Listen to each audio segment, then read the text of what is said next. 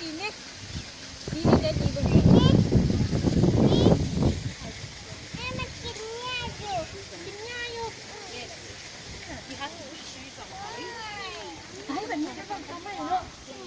โอ้ยดิแม่เห็นนกกูหันแดดเลยนกนะวันนี้น้ำตกปาดเลยปลาถูกคักแท้คักว่ะซอยไอ้ทางโค้งไปเบื้องนี้กลับไปมองเก่าสิโค้งถึง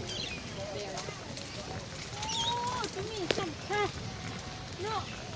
คักบนหลง